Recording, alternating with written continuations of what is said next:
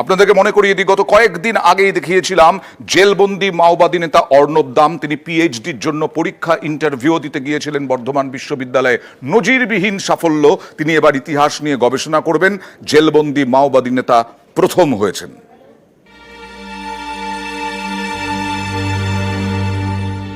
ইতিহাস নিয়ে গবেষণা করার ইচ্ছে, সেই ইচ্ছে পূরণের পথে ইতিহাস গড়লেন জেলবন্দি মাওবাদী নেতা অর্ণব দাম। বর্ধমান বিশ্ববিদ্যালয়ে পিএইচডির প্রবেশিকায় ফার্স্ট অর্ণব দাম, 250 জনের মধ্যে প্রথম হয়েছেন।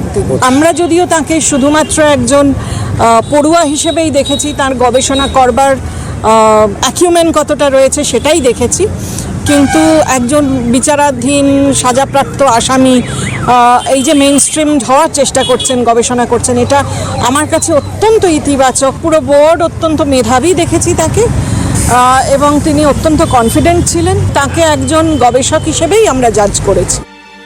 মাওবাদী নেতা অর্ণব দাম ওরফে বিক্রম ছোট থেকেই মেধাবী।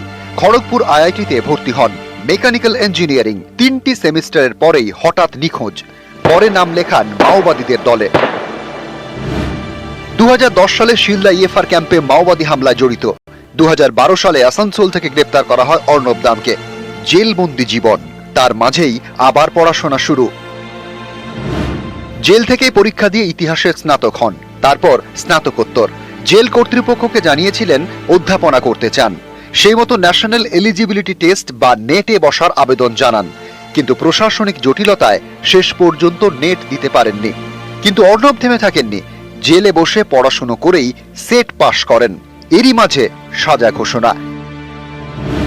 গত বছরের ফেব্রুয়ারিতে যাবজ্জীবন সাজা হয় মাওবাদী নেতা অর্ণব দামের। গত মার্চ থেকে তিনি বন্দী হুগলি জেলে। সেখান থেকেই পিএইচডি করার আর্জি জানান অর্ণব। সেই মতো বর্ধমান বিশ্ববিদ্যালয়ে ইন্টারভিউয়ের ব্যবস্থা করা হয়। সেখানে পিএইচডির প্রবেশিকায় তিনি ফার্স্ট বয়। আমরা আশা করব তার পড়াশোনার ক্ষেত্রে আরো সুবিধা, জেলে যাতে আরো কম সময় থাকতে হয়, যাবজ্জীবন হলো তার একটা বিশেষ ব্যবস্থা, মুক্ত বাতাসে তার এই পড়াশোনা যাতে করতে পারে, উপযুক্ত জায়গায় তার কর্মসংস্থান, সেবামূলক কাজে তার ইচ্ছা যদি থাকে সেগুলোকে করতে দেওয়ার সুযোগ যাতে হয়, এই সরকারের কাছে আবেদন করছি। নিউজ 18 বাংলা।